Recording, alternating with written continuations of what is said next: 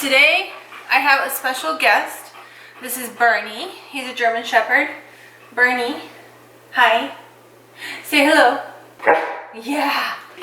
Yeah. So in this video I will be making Bernie a doggy feeding station, and one of his favorite things to do is eat food. Who can relate? And he eats a lot of food, and there's like this huge bag that comes from PetFlow every single month, and I sometimes have trouble like hiding that because it's an eyesore. So in my last video I showed you guys what the current situation looks like, where I put his food and his water, and it's just too messy. I wanted to get like something with storage underneath so I can put all of his food there and it's out of the way, and I'm really happy with how this turned out. I used some kitchen cabinets and I had those left over, but I will give you guys a tip. You definitely want to go to your restore stores. It's like a thrift store, but a lot of times there are some like construction builders that go there that drop off supplies that are like extra, and it happens quite a bit. Like the reason why we got those cabinets left over is because they put them up and they did it by mistake and they were custom order, so we asked them to leave it for us and they did. So go check out your restore, and you can probably find some cabinets just like that for like 20 to 30 bucks. So I will show you guys all of the steps, and Bernie here is gonna get to have all of these treats. Yeah, ready? Thank you guys so much for watching. I hope you enjoyed this quick and easy tutorial of how I made this doggy feeding station. I love you. I do. Thank you for doing this for me. I appreciate it.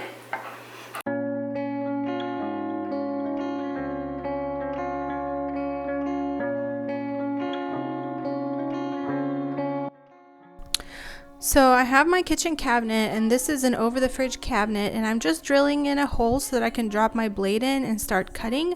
I just want to cut off the majority of this top board. It doesn't matter if it's like a really rough cut. As you can see, my cut is extremely rough and really bad, but it's okay and it doesn't matter because I'll be putting another board on top of this, and that one I will actually be drilling in holes, or not drilling, I will actually be cutting in board holes for the food and the water bowls to go into. And as you can see, I couldn't make it really close to that edge, but then later as I was actually using this jigsaw, I learned you can actually angle it, so I was able to get it a little bit closer there. This is my first time using a jigsaw, so don't mind all of the mistakes, but it works out. It worked out in the end.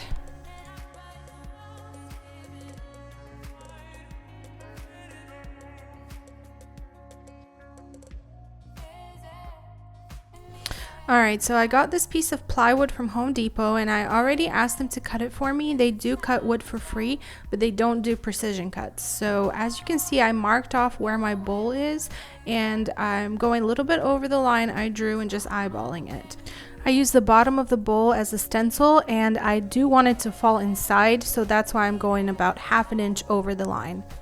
And I did 2 cuts like that for both of the bowls.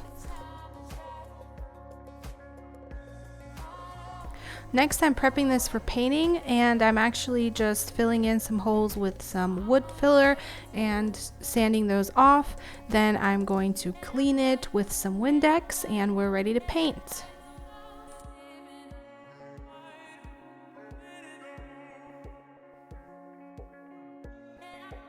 I'm using Waverly Chalk paint in white, and I'm just painting the whole thing using maybe 2-3 coats just to get even coverage all throughout.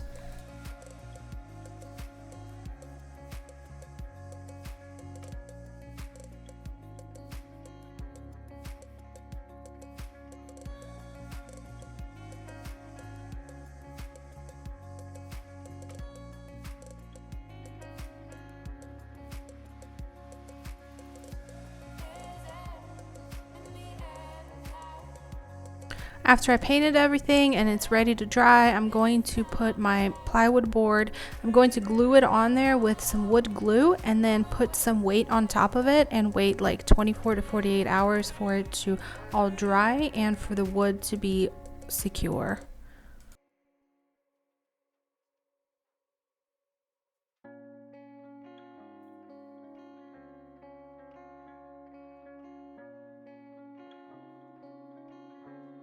I'm also cleaning up a little bit wherever the glue kind of ran over. I'm just cleaning that up with some paper towel.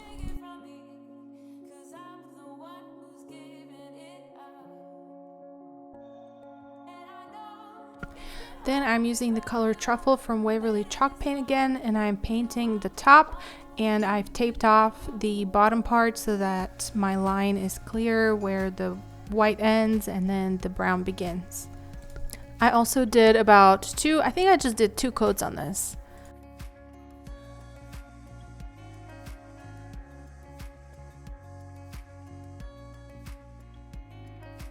Then I'm using some white wax. This is also by Waverly, and I am just putting that on. I'm trying to get like a whitewash effect because I thought it looked too boring if it's just brown.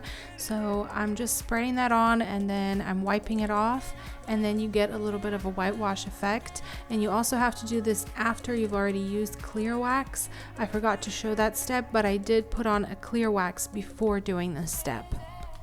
And as you can see up close, my lines are really rough where I cut off the circles with the jigsaw, and I guess that's one of those things that takes practice, and I didn't feel like redoing the whole thing, so I just left it the way it is. And when you put the bowl on there, you can't really see it anyway.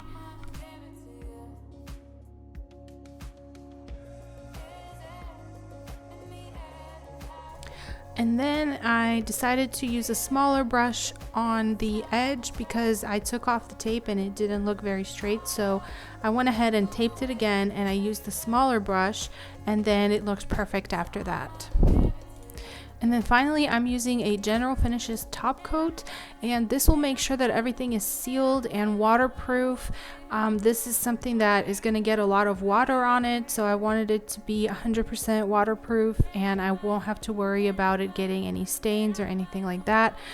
I did 3 coats of this, and you are supposed to sand between coats, but I didn't really bother with that. You don't really have to. The only reason why you would want to sand is if there are any clumps of it, but I think I did a pretty good job making even layers, so I just skipped sanding between coats, and after 3 layers, it was perfect and ready to go.